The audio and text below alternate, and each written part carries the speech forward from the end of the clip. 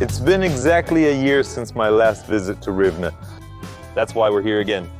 I'm Yevhen Sinelnikov, and this is Craft Travels. Let's go.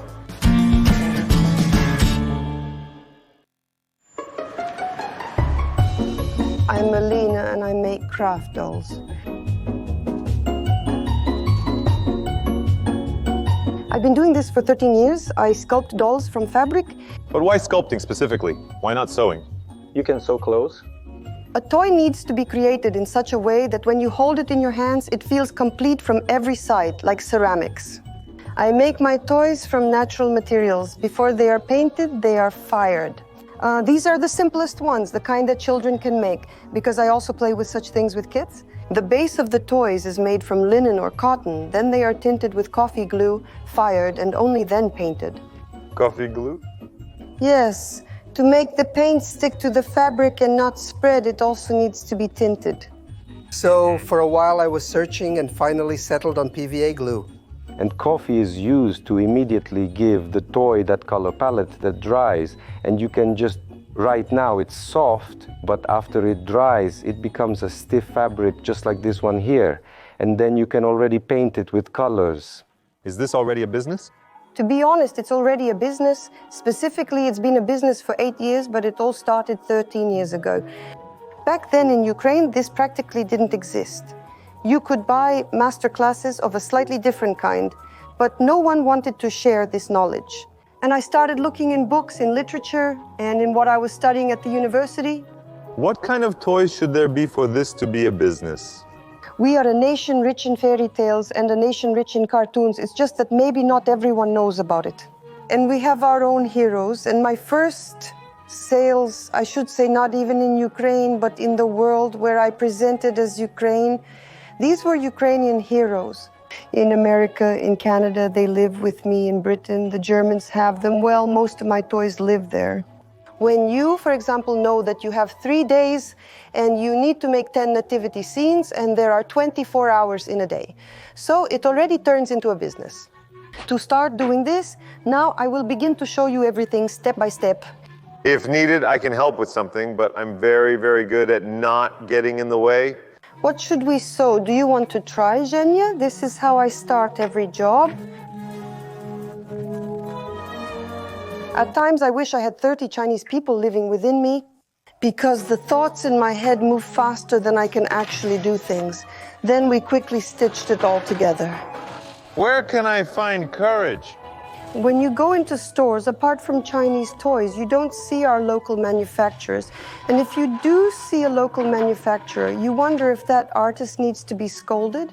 The main thing here is the desire to see things differently from everyone else, and probably the desire to appeal to different age groups. Because older people, they like something that reminds them of their childhood, to remember what it was like for them. Little kids, they really like things to be just like everyone else. I mean, there's a new cartoon comes out, and you have to know 3 months in advance what characters will appear in the next cartoon so you can embroider some of them. And then there are people like me. Given the situation we have today, we want something more national, something of our own, something that reflects what's happening with us. So, military themes are really popular now, probably one of the first things. I never even thought they would become so popular and that everyone would like them so much. I embroidered a military cat, then this cat ended up with John Sonyuk. So it was already given to him as a gift. Then the military sent me a photo. Look, there's this thing like a surgical clamp. If you do it by hand, it can take up to half an hour. If you work with a clamp, it's like plastic surgeons do. You pull it out, you turn the shape inside out, try to turn it inside out. And again here, right? Go in again, then pull everything out step by step. Turn the fabric inside out to the right side. To be honest, I can't even imagine how you could do it without this clamp. It's impossible. Well, for my first projects, I use my fingers to turn it inside out and use this sushi stick. Now look, there's this thing called a hypoallergenic filler. Such an interesting thing. This is hollow fiber, jackets, pillows. Now all of this pile will go into this little mold. All this pile will go here inside? Yes, yes. Well, you seem to be doing better. And where do you sell them? Everything I make is on my Facebook page, on my Instagram page. There will be a link in the description. So we take a needle, a thread, and now I will quickly wrap all this up and sew it. We will make such a goblet for you. Volinsky Brewery. All right, and now we need to make the hands. That's magical. Just like that, a hand appears from the ball.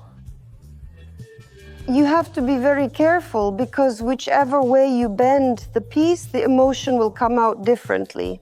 And it will look different in the final result. I think before everyone wanted those perfect foreign toys, Barbies. And now, on the contrary, people want real material, real stitches. Real things should be a little imperfect to be authentic. These will be our eyes, and this will be the beginning of the mouth. This is my standard jar with glue kava, and we cover it with primer. Yes, we've toned it. Now it needs to dry. If you have an oven, it takes 15-20 minutes. Otherwise, at home, just hang it up until it's completely dry. We're making a handsome boy out of you. Do you think it'll work? Of course. We're toning. It's very convenient here. When the tone fabric is already primed with coffee glue, the paint goes on just like it does on canvas. Here is where knowledge of human anatomy comes in, like where the shadow falls, where the light hits. Here, just a little, because where the hair will be, we need to create some volume. The most prominent part is the nose. And you gradually add tone. That's what I was asking you, how it is born. I see that it, like any art, just comes from somewhere, from your head, from above. Yes, the antenna caught it. Sometimes you have to work very quickly here. I'll explain why. The paint acrylic dries very fast, and then you can't scrape it off with anything. Here we will use a camel hairbrush. I have horse, camel, sheep, and I think there's also llama wool. That's all. Is it all natural? Yes, everything. I only use natural materials. It's used only in toys, specifically for handmade work. And it has a different texture. Nothing can grow in it. That's one thing. It's not artificial at all. You can comb it, you can twist it. This is brushed llama wool. I dye it, it comes white. I buy hair dye, I have different shades. Balms, it's more expensive than women's care. I have it here. This is dyed. You see, that's all. Here it is in this color. This is already bleached. I bleach it, and then it's all dyed. Then balms, masks. It smells like sheep in the apartment. And here goes our goat, Ukrainian. For example, you buy a kilogram, it costs 120 euros there, a kilogram of wool. Out of a kilogram, only 400 grams are left, 600 go to waste because you comb it out. And here goes the camel, which goes, I already sewed the braids, and then you stitch it all together, hair to hair, you put it together, the same is done with that, and then it's glued onto the toy. 1 second, these are needles. They are quite sharp, but if you drive it into your finger, when you pull it out, you'll take out a piece of flesh with it. These are the girls working on felting. Here, they are different. There are different numbers and different notches. This one is the most soothing. Your work is like a personal voodoo doll, causing unexpected events to occur. Now we will shape the hairstyle. And that's how the shape is created, then the excess is trimmed off. We need oil paint. You can't do this with acrylic, but oil paint, it goes on very easily over acrylic and creates this depth that acrylic paint just can't give us. It's all practice, I get that. Yes, with time. Gradually, you try everything, from colored pencils, how they work on fabric, to finishing with oil paints. When I sit here, my day goes by very quickly. So now we're looking for a color to match your sweater, the paint. And in general, creating a piece like this takes from about an hour to an hour and a half, starting from something small and simple. It's a really great idea to make people, especially as a custom order like this, to give it as a gift to your wife, or to a child. Making it can be interesting. For a child, you can create multiple outfits, fun bedding, or a few clothing sets. Kids really enjoy that. And they love to take such things because from this touch, there's a scent. You see, what makes a handmade toy different from a factory-made one is that they're not the same. No matter how hard you try, you can't stamp out 150 identical pieces. They may be similar, but not the same. But there is one unique nuance. They all have their own scent. Is this the same way? That's right. Here, a completely different fabric is used. German, if I'm not mistaken. For the human body, the fabric, it's all, you see, it's reinforced here. The fingers, here the face is first made from knitwear. Then it's covered with this, something like jersey, and only then it's painted and the hair is added. This is much more complicated. It's handmade. Yes, it's a completely different technique. And how much does something like that cost? From 4,000 hryvnias and up, that's the price. And these painted ones, they start from small ones, from 600 hryvnias, and also go higher. This price depends on and is always based on the hair, the material used, and the pace of your work. I want to tell you, friends, that these store-bought dolls are not as pleasant. This one, you take it and it's warm. Moose, can we buy ourselves a doll? No. I want some kind of doll. It seems like it's very similar to the dolls that children used to have before, the real natural ones. Victorian style, the 1930s and 1940s. In photographs, you can very often see where there are such dolls. They were made of porcelain. The fabric on top was covered with porcelain, and that's why when you now find such dolls at flea markets, they sometimes have cracks because it's porcelain. It was covered with oil paint on top, and that's why. Oh, done. This is something you can make with your own hands if you really want to, even without having any special education. That's it. Similar, cool. You can do anything with your own hands as long as you have the desire. Sometimes we have stories that aren't exactly about crafts, but they're always about something made for people and from the heart. I think this is exactly one of those cases. Now, together with you, we'll find out what family rooms from the Ronald McDonald House Foundation are. Hello, I'm Yulia, the administrator of the family room. I invite you on a tour. With pleasure. Here we have a children's playroom with lots of interesting toys. This is the favorite place of all our children. Let's move on. Enjoy your meal. Thank you. Here we have the kitchen. It's equipped with modern appliances where families can cook delicious meals, have some tea, and at the same time keep an eye on their children in the playroom. Family rooms are spaces that we set up like real cozy apartments where families can live for free for as long as they need. And thanks to these family rooms, they can stay close to their children. This is a quiet room where families can have some privacy. They can also read books. Here we have both adult and children's literature or play board games. And for babies, we have a changing table. This is a common room, and in the evenings, children fall asleep here on everyone's favorite rocking chair. We have a total of 6 family rooms across Ukraine. We will be opening more family rooms because, in fact, such spaces are needed in every children's hospital where families come from far away. It's not just a place to stay, it's also a place where families feel at home. And what are you looking at? Minecraft. Minecraft? Cool, and I've completed all of Minecraft. I'm not interested anymore. But how do they get here, like these people, the family? First of all, the medical staff knows about our existence. They direct the parents. Secondly, in the admissions department, there are our flyers, and the parents already see that there is such a family room on the 4th floor, and they come to us, and then we take everything into our own hands. Wait, so anyone can come to your family room? Anyone? Yes, all departments, except for the infectious diseases one. Ah, well, that makes sense. Cooler. In the most difficult times, when a child ends up in intensive care, we provide support to such parents. It is for them that we have equipped modern bedrooms with everything necessary. They can stay here as long as they need until their child is transferred from the intensive care unit to the neonatal department. The Ronald McDonald House Foundation is an international charitable non-profit organization that has existed in the world for 50 years and for 8 years in Ukraine. And all over the world, we take care of the health of sick children so that families can be close and not leave their child alone in the hospital. Right now, we are working on a very large and important program. This is the Ronald McDonald House at Okmatit.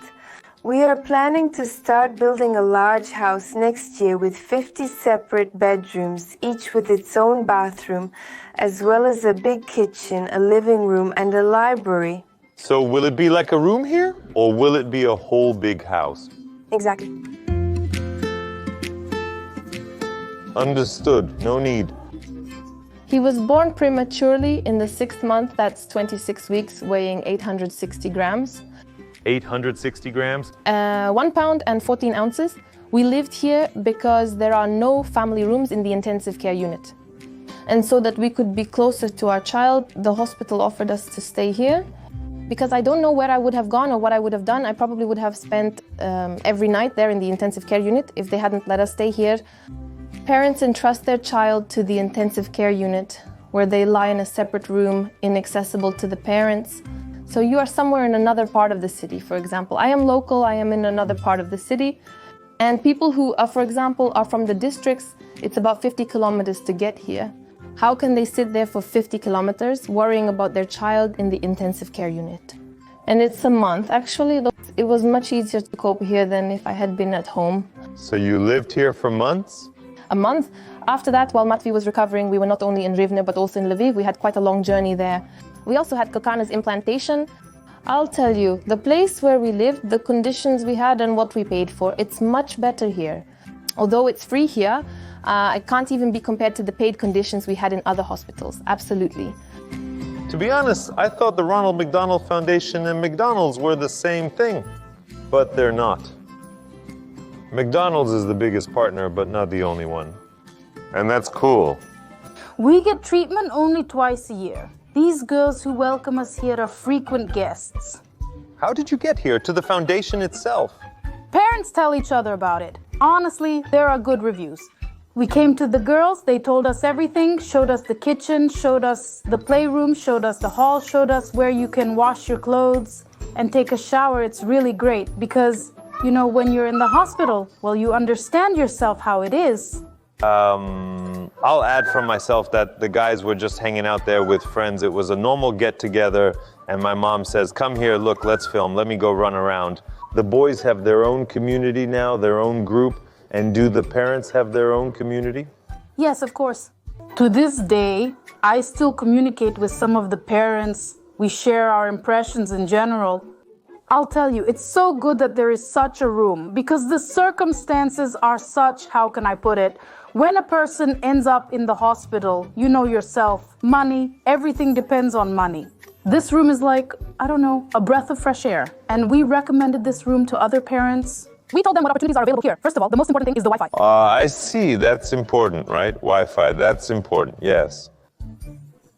Well, yes, to study, for example, to stay in touch with family, for learning.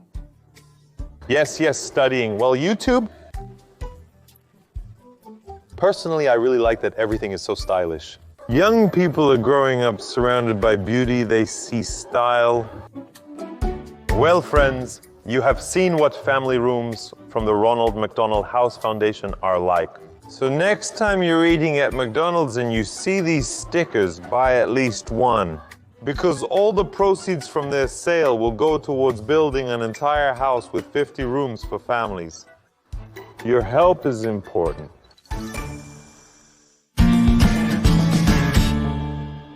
I'm Yulia, and I make artisanal dairy products at my brother's farm.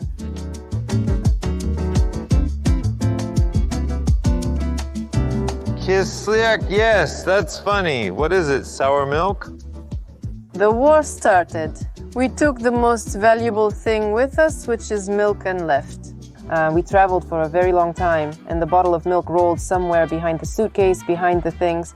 And a week passed, I took the bottle out of the trunk. I was afraid to touch it, because what if it explodes now?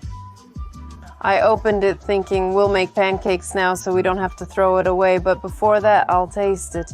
I tasted it and said, that's it, Zina Ivanivna, we have to do this, we have to cook it because it's incredibly delicious. It's such a delicate creaminess of milk with a sour taste. Sour milk? Yes, naturally, it's very thick. And is it okay that it's really sour? Extra class sour milk, it's fine.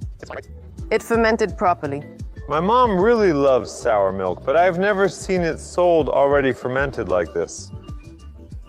It's a craft method. And what else do you have here that's tasty? I love ricotta, and kids really love it too. Moms come and get this ricotta for their baby's first solid food. When the farm reached the level of extra class milk, I felt sorry that this milk was just being sent abroad as butter and wasn't staying here for our people, for our Ukrainians. We just bottled the chilled extra class milk and delivered it around the Rivne districts. And the feedback from our regular customers was, oh, give us something else, give us some cottage cheese, give us Adige cheese, give us sour cream. Well, you can do it, you have the milk. And then we decided that there really is a demand for such natural dairy products. Why can your products only be bought in your stores? Why aren't they in Silpo, in ATB? I don't know what other stores we have. There was a very negative experience. That's why we decided not to work with big monsters in chains. Now we are negotiating with good wine, with Wine Time. So it won't be mass market, there won't be a large quantity. We can't afford a large quantity because it's still craft, it's handmade work, there are limited human resources, and there are only so many hours in a day, so we can't make a lot. We talked with Yevhen Klopotenko, and he said that it's your sour cream that goes into his borscht. Is that true? That's true. Zhenya came to the farm. He tried everything we make. He chose and said, that's it. And we've been working with him on sour cream for 2 years now. Every week, sour cream, milk, and cheese are sent to Zhenya. And can we take a look at the farm? Yes, you can. And at the production facility. And at the production facility.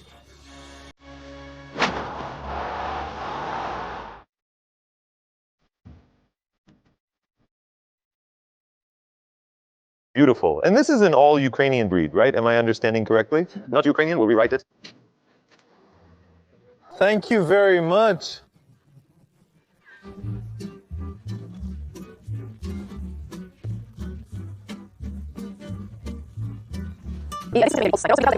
Yes, I liked you. Some give us standard fat content of 3-4% or 4-4% in that range. And it already depends on the volume. Of course, it all has an effect. Feeding, conditions, relationships. Is it true that relationships also have an effect? I heard somewhere that they play classical music for cows. It has a big impact. We have one cow. She's our little pet at home. Her name is Shoni. And when you don't visit her for a long time and then you come, she loves attention so much that she literally has tears running down her face. I cry too. And how do you turn her into meat after that? If she's crying, how do you turn her into meat? Yes, a cow is basically the queen of habit. Everything must be punctual. Feed, delivery, cleaning, and milking all need to be done on schedule. And if all these parameters aren't met, she gives less milk. Really? Just like that? Yes. They lie down, they rest, so the more a cow lies down, the more she rests, and the more milk she produces. And does stress have an effect? It has a big effect. It even affects them when they sense lightning, thunder, and so on approaching. Such weather changes also affect milk production. Heat has a strong impact on milk production. The cow experiences such heat stress, so we have powerful fans installed in the barn that circulate the air. And there are several classes of milk. There is extra class, top class, first and second. It's like with sausage, there's extra class sausage, top grade, second grade, and with milk, there's just milk. Well, it's milk, they milked it, and here you have milk. First and foremost, it's milk guaranteed to come from healthy cows.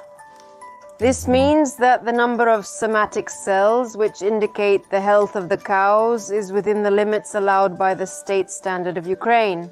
And extra class means the lowest number of these somatic cells is allowed. And then there's bacterial contamination. This is the second indicator that has an impact. This means that the milk doesn't come into contact with either hands or air. The milk pipeline transfers the milk directly into a tank where it is cooled to 4-6 degrees, which is crucial. In fact, this milk is equal in quality to the milk inside the cow's udder. So do you just eat it like that? No, not like that. That's already contact. So even this, like a grandma who has a cow, she milked it, it won't be better? It's important that the udder is treated. Everything is done in individual gloves. It's processed. Everything is done with disposable paper towels. So each teat is wiped separately. So it's not washed with a rag or cloth, but rinsed. And only after that, the milking machines are connected. And all the milk goes through the milk pipeline into the main tank. It's very important to understand what kind of milk you're buying in general. And how many cows do you have as a specialist? What is your herd size? At this farm, there are 360 dairy cows and almost 700 in total. That's 700, including the heifers, the calves, and the cows that are here in the dry period all together. Today, there are 701. Was it born? Oh, let's go take a look. It's drying there under the lamp. Is it drying in the sense? A special lamp that warms it up and dries it because they are born wet. Oh, Mama dear, how many are there? Second day, this one is 1 day old. This one was born today at 9 antimeridium. Hello. Oh, it got up. And it's already getting up. That's really great. That means the calf is strong. Yes, you're still even wet. Is it okay that I'm touching it? Is it normal? It's normal. 2 days for you. So are they resting now? So right now, the process of milk production is happening. Milk production, thank you for the beautiful word. And how much milk does one cow give? The record holder gives 49 liters. Per day? Yes. 49 liters per day? That's 2 gasoline cans? Well, that's a record holder because there are cows that give 17 to 20 liters. So the average total yield is about 26 to 28 liters. From one? So in a day, if you milk about 300 cows, that's a lot of milk. And what happens to it next? Dairy plant. Here we keep the calves for up to 3 months. They also go through weaning. There are a lot of them. And do they have these tags on both sides of their ears? Yes, those are identification tags. That's the number on the farm. And with this number, their entire health record is kept. What treatments they've had, what vaccines they've received. It's like a medical record, basically a life record. They come in, leave their clothes, take a shower, then put on work clothes and go out. And is this a mandatory procedure to get into the production area? I work especially during summer, more than just your back can get wet. This is our laboratory, this is our lab. Here we make dairy products, we check the milk. And this is our workshop where we receive the milk, process it, and make cheese, sour cream, and cream. We have a full assortment. Tell me honestly, is our milk, the one from Voloskovia Pole or whoever else makes it here, is it really better? You can't speak badly about competitors, even if they're not really our competitors. People, it's very hard work. Yes, I agree, you're right. But our milk is extra class. I have experience, you could say, 42 years in the dairy business. So with this kind of milk, where I work here, I worked for a long time at this enterprise. And then, since I have Ukraine, I know about this. So with our milk, it's just a pleasure to work class. The milk has an acidity of 16 to 18, that's in the summer. And now it's even 16 because it's freshly milked right away. The consistency is excellent. The protein is 3 and a bit over 5 in this, while the norm is 3 and 4, which is rare to find in anyone. It's a pity I don't understand all these indicators, but you say it, so I believe it's great. Tell me, please, in general, what do you do? How do you do it? The milk arrived, then a truck pulls up, we connected the pump, pressed the button, and pumped it into the tank. Is the group from I Know right good? Are they good? Yes. They, as I see, are, I know, right company. Is this Ukraine? Yes, our Rivne-based, Rivne manufacturer. Cool. Yes, our Rivne guy. I recommend him. If we make mozzarella, then we need a dough mixer. Because in mozzarella or suluguni cheese, the cheese mass is melted, so hot water is added there. And it just turns on, it simply turns on. Here we put in the cheese mass, the temperature, the water is hot, boiling water, well not boiling, about 85 to 90 degrees. And we turn it on, it mixes, and then we make the cheese.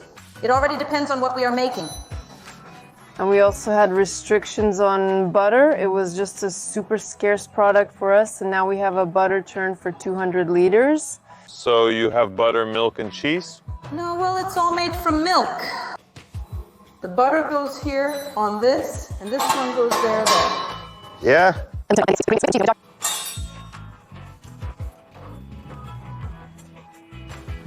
We call it whipped butter. Is this how grandmothers used to do it before? They would whip it like this? Yes. Yes, the butter is whipped. Now our work has become easier, and it's done mechanically. It just spins by itself, and the butter separates. If you know what maslyanka is, write it in the comments and surprise me. I don't know what it is. It's the cream, and when all the fat is taken out, whipped into butter, what's left there? It's a kind of liquid. It's semi-transparent, right? No, it's a bit fatty, it thickens, it already has something, a bit of sourness, it's tasty. Interesting, interesting. Butter is very beneficial for our intestines. First of all, it coats them.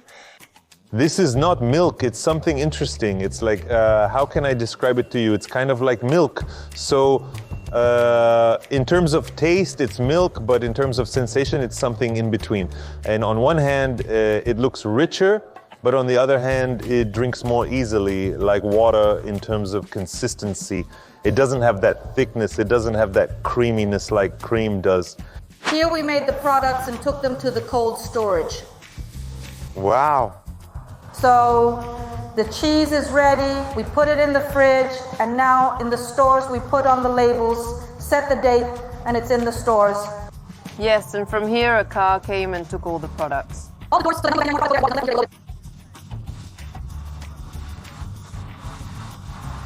So that's how it's supposed to be, right? Yes, you come in, wash your hands, get dressed, do your work, nothing crosses over, there's nothing there. Today you're really enlightening me. I have another question. My mom always told me, don't take this butter, it's supposed to be fatty. If it's not fatty, then you shouldn't take it. Take the 82-1. Because if it's butter that has less than 72.5, it's already considered sandwich butter.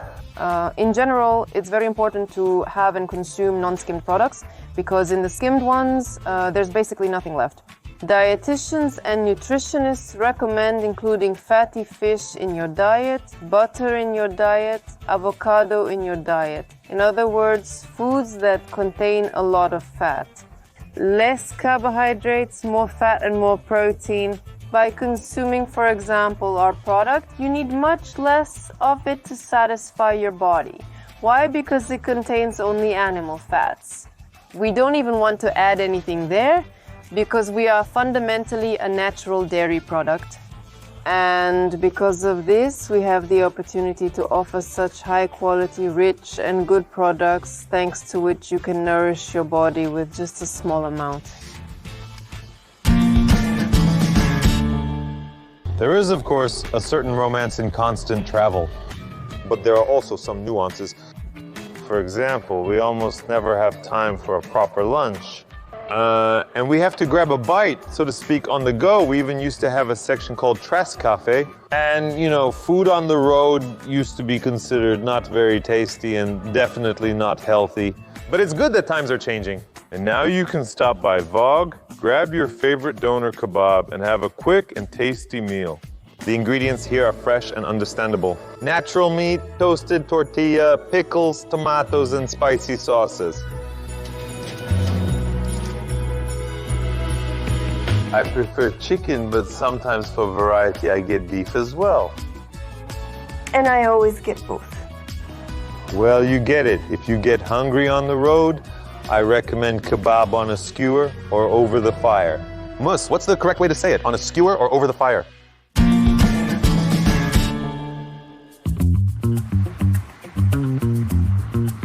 I'm Roman. I make furniture from reclaimed wood.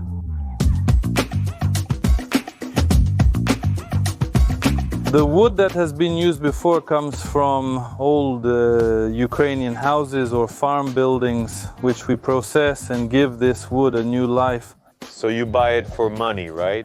Yes, there is an established market with professionals who specialize in dismantling old buildings. To dismantle and to demolish a house are two different things. After dismantling, all these beams are sorted by length, by thickness, and by the quality of the material. Some people think that making furniture from wood is cheaper and easier. Well, yes. It seems like you just buy some firewood somewhere, cut it up. Well, yes, it's crooked, uneven. Actually, in terms of the number of processes, there are a lot of extra steps involved, most of which are done manually. Sometimes from a huge timber, you can only get one board that will be suitable, for example, for a custom-made table. Sometimes everything just works out. What makes the job more difficult? It's the presence of such mortise and tenon joints where wood fits into wood. It kind of doesn't let you cut, you would think, a large massive beam into a board, which could then easily be made into material. We select it, we saw it either here or they saw it for us at the sawmill. We already get it in the form of boards and then it goes for further processing. On the machines, the excess edges of the board are trimmed, then it moves on to the jointer, the planer, after which it goes for gluing, calibration and cutting to the final size. Here actually this table is 2.5 meters long, it was just glued today. And now the painstaking work of cleaning out all these cracks begins. And they need to be cleaned because they will be filled with the epoxy resin. And for the epoxy resin to work and bond, to fill these voids as needed, it has to be clean. And now we begin this kind of dental work. This process, for example, on a single table can take a very indefinite amount of time. This is our dental kit, and every trace needs to be carefully, like this, every single bristle needs to be gone over. Every little hole like this one? Yes, there's dust inside that can negatively affect the table's perception when it starts coming out, so it's unprofessional. You can't do it that way, even though it takes a long time. Wow. Wow. By the way, this is another type. This is the top layer of this material. That's how scary it looks. Even from this, you can make a cool product. But you have to saw through all of it and get to the live fibers. Well, let's say live fibers. Everything that's already rotten needs to be cleaned off with tools. It's a dirty, dusty process. People here walk around like ninjas, all black from the dust. There's no alternative yet? And tell me, please, why bother so much? This was created by nature, by time, and sometimes by the weather. So, for this kind of look to form, you can't just make it yourself, you can't sweep it by hand. The old wood has to be there, there's a demand for it among clients. They desire authentic old beams and wood for the interior. It's irreplaceable and cracks can't be imitated. For 100 years it's been standing outside in the cold, and this wood deforms, it warps, it cracks like this, and gets that unique look you just can't fake. It's authentic, it's real, it's genuine, it has historical value because it's a Ukrainian house, our roots, our ancestors. Many say that firewood should simply be burned. We don't see firewood here, we see great products here. Oh, by the way, I wanted to show you the window. When I say that the house is 100 years old, I'm not joking, it really is 100 years old. The owners of the houses, usually after the house was already built, would put a mark. For example, here it says 1929. There were older examples. Imagine how many years it took for this oak to grow to such a size, to make a beam about 30 by 30 centimeters from it. It must have grown for about 100 or 150 years, then it spent 100 years as a wall of a house, and now it will serve another 100 years in the house as a table. One of the steps is removing the nails. With chisels, pliers, and various handy tools, we remove all these nails. By the way, like archaeologists, we also use metal detectors professionally. Yes, there are such things. Yes, there are still such things. This is local, when you already need to find it in the wood, well, so to speak. First, you go over it with this tool. This one works quickly and covers a large area, and this one works precisely. When it starts picking up at an unknown location that's called a pointer, it precisely detects the spot. You turn it on, and it shows you exactly where. Like, for example, right here. It doesn't pick up here, but it does exactly here. These are future tabletops that will become tables in a restaurant in London. That's cool. Actually, the selection is based on the pattern. Like here, you can see the marks from the nails. And this is all genuine authenticity that clients and guests of the establishment love, especially those who are tired of seeing ordinary tables. For some reason, in Italy, they value a board with a knot, with a crack and so on, because they want to know that there's real wood under their feet. We have a cliche template about first-grade oak where everything has to be polished, where you look at this panel and you don't understand. It's a wood chip board, veneer, or some kind of high-density fiberboard board that imitates wood. But you can't fake this. It's all different. That's right, yes. 2 per meter. And how much does it cost? 360 euros. And is it still available or is it already taken? No, it's already taken. It's a client's order. It will be shipped out today.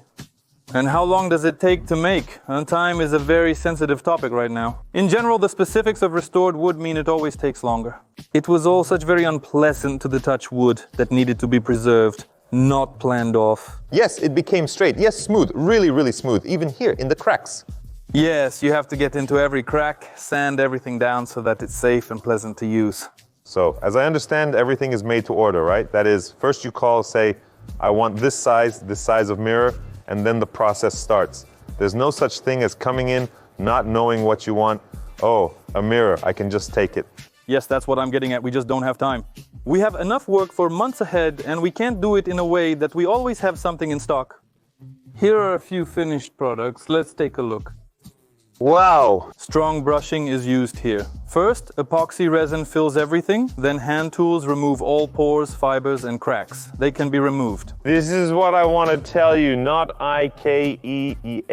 Here, you can really feel the strength of the wood itself. It's not stamped, each piece is unique. I love and respect IKEA because it's affordable furniture. I call it Lego furniture. Because they're made up of small parts. I've been to the big factories where they're made. By the way, Ukraine also manufactures furniture for IKEA and JYSK, and we're talking about millions of units. About 3 million chairs for IKEA are made here in Zakarpattia region. And what is this? It might seem like just an ordinary piece of wood and a mirror, but it's so tactile, you really want to touch it to feel it. Because it's real, and you realize there are so many stories in the wood itself. When the guys are working on the finishing touches, on the final surface, I always say that you should want to touch it with your hands. That's already the final stage, but it's a very long process. And what is this? Tell me, please. I'm entering the room. This is a console. I really like this kind of thing. It adds so much style to the house. And besides, there won't be any countertop or anything here. Maybe the clients will put some figurines or blanks here. Well, yeah, candles, maybe something else. Some kind of decor in the hallway, yeah. And it actually combines really well. You shouldn't think that this furniture only fits into some kind of old house-style interiors. It's from Austrian Chalice to Armagno style, which also uses a lot of this kind of wood in its projects. And an example of this is our restaurant business, where a lot of elements made from old wood are also used. Oh, well, I was really impressed by this console. How can I get something like this for myself? It's very simple. We get in touch with you and you take approximate measurements. We make preliminary drawings to scale in proportion so that it's clear what it will look like. We agree on the details of the covering and then the calculation is done. As of today, more than a month and a half is the minimum waiting time, unfortunately. It's very difficult now, as it is in absolutely all fields, with personnel. The guys keep changing because today they're working, tomorrow they're going through military medical commissions, and the day after tomorrow they're already interested in how we're doing and we're interested in how they're doing. But we live in modern realities, so there's nowhere else to look. And how much does something like this cost? 33 to 35,000 hryvnias. Tell me, please, these are such products, but they are more expensive. How do you call it? Fancy? So, do we have a client for this? There's always a client. You just need to know how to find them. It's a very long process, but time and the right steps always lead to you having them. It's just that usually everyone gets stuck on the price. If you export there to America, Spain, Switzerland, they already love and appreciate that kind of thing there. Yes, and here they love and appreciate it too. There are clients. In fact, there are a lot of wealthy people in Ukraine. It's just a matter of whether they get the value for the price they pay, and that's important. Price is simply what you pay for something, and value is what you get when you actually use that thing. If a person enjoys having something authentic, Ukrainian, and unique in their interior, they are willing to pay money for it. And if a person has a technical need, like I don't have a table, I don't have anything to sit on, then of course they don't even consider this kind of option. They look for simpler, more affordable options made of regular oak or other materials. Very beautiful. Many people are afraid of such traces left by beetles and think that their whole apartment or house will get infested. That's a myth. Beetles live in wood only as long as there are nutrients in it. When it has already lain outside for 100 years, all the beetles that had something to eat there have already eaten it. If we have suspicion or risk, there are special chemical agents that are injected with a syringe or applied to the surface. There's a whole culture called wabi-sabi Japanese about the beauty in imperfection. What is uneven is cool and beautiful. It's really cool to talk when you have a glossy interior, expensive tiles, or marble on the walls near the fireplace. Everything is even. Renovation, diagonals, edges, corners, you just want to smash something like that. Something brutal or crooked, something real, and it pleasantly breaks up the whole interior. It's about accents. You can take this bench. I want a mirror. We'll do it.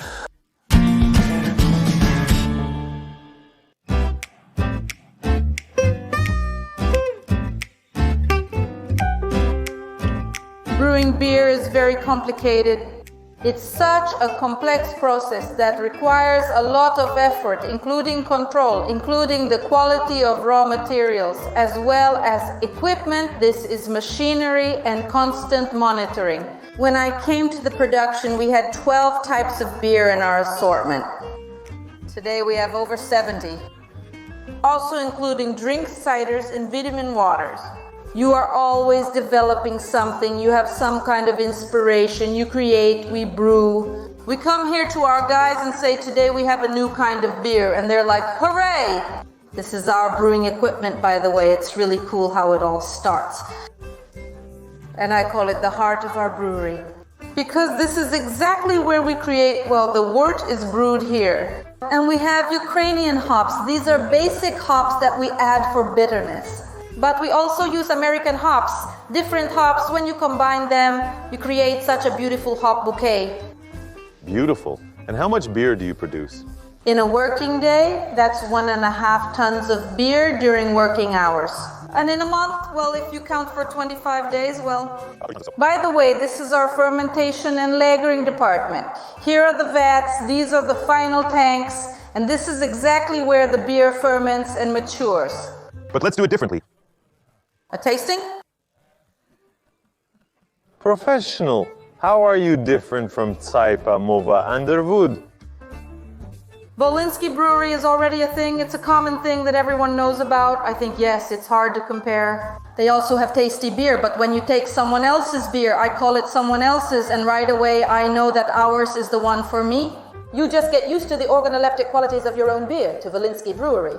You see, what's interesting is that I talk to every brewer, and each one says, well, look, we have both love and this special way of making it. And then Petros, for example, comes out with Tsaipa or Pilsner at Movie.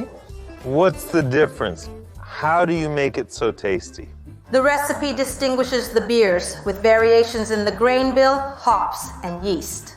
Because, for example, 60% of the flavor is formed by the yeast. And for example, with our Pilsner, we don't use regular yeast there, but yeast specifically for Pilsner. We had, of course, lager yeast there.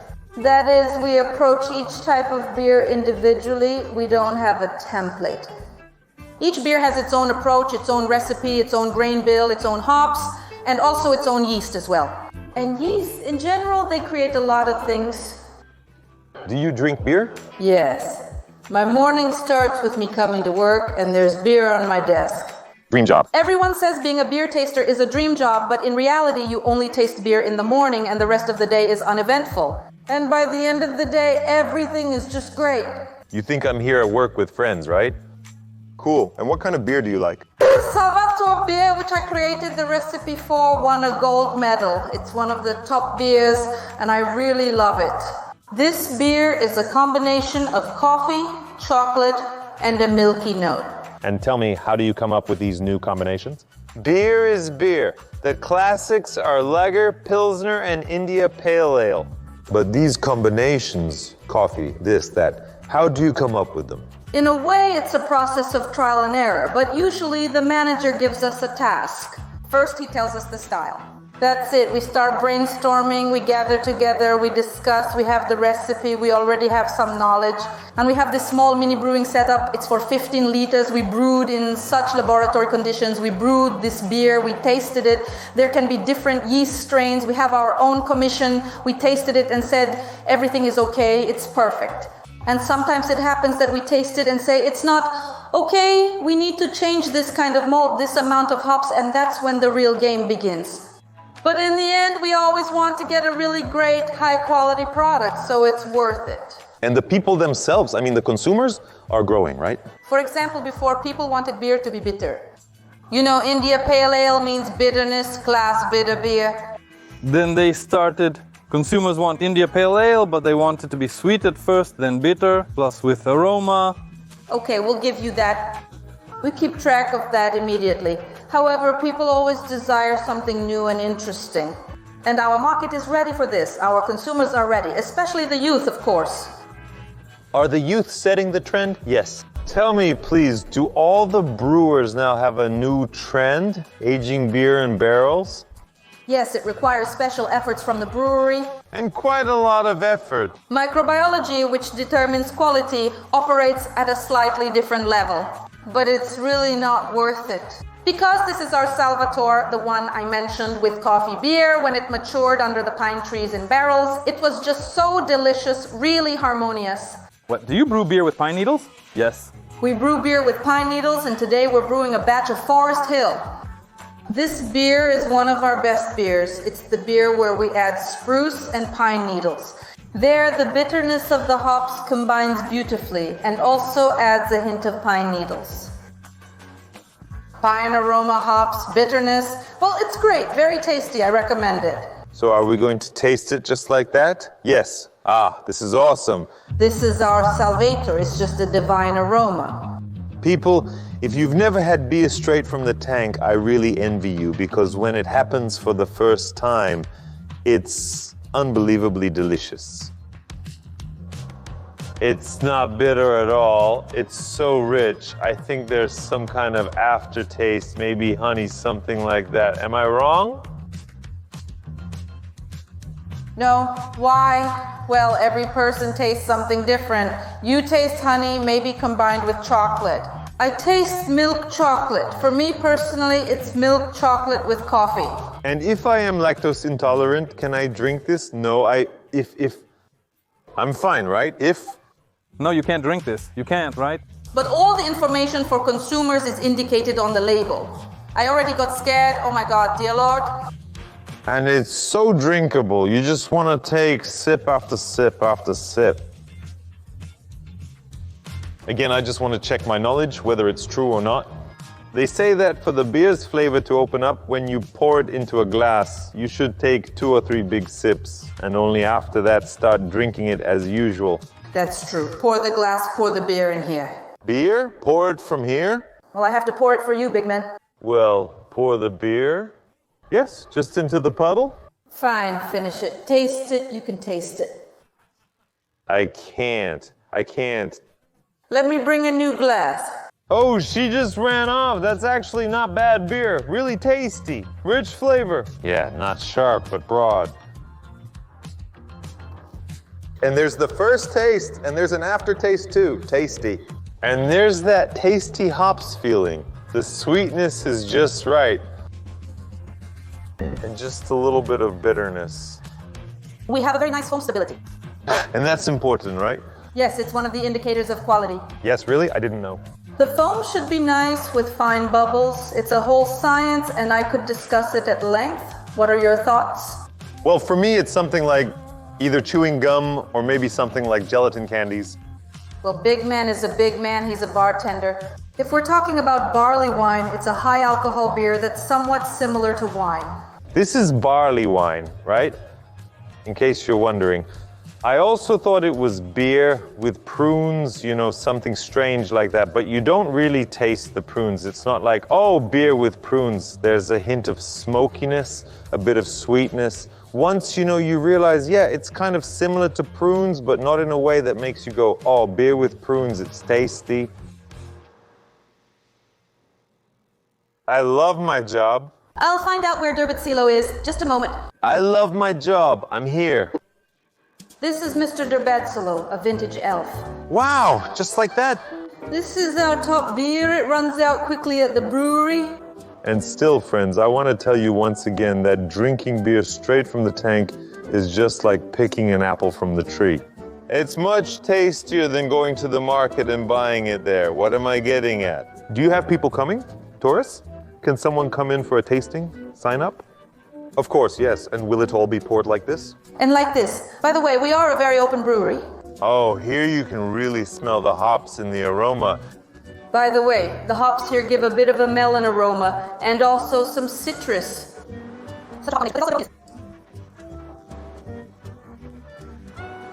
And it creates a kind of vintage feel. Interesting. A bit of bitterness, a bit of hops, not too carbonated. It's kind of like Guinness a little bit. But the aftertaste that opens up, it's such that I can surprise you. At first, oh, beer, and then, oh, beer. The soak chip, is it poured right inside there, or how does it happen? That's our secret. So what's going on here? What do you have to have in your head to make beer out of Christmas trees? New Year. Oh, yes, exactly. New Year. I don't want to say interesting anymore because they were all interesting. Such a subtle bitterness. It's not bitter. It's more of a classic beer with a light aftertaste of this hop. It's not like it hits you right away, but it opens up. Boom, boom, boom. At first it's just beer, but then there's this floral note, a lingering trail. It was a good stop to see you. Nice to meet you. You're delicious. I'll be buying more. And I'll recommend it to my friends. And you, friends, if you're going somewhere, don't rush. Make a small stop. Stop by, see some beautiful lake or a rock or a castle or maybe a brewery. Get to know a new brewery you haven't tried, or stop by and buy some candles.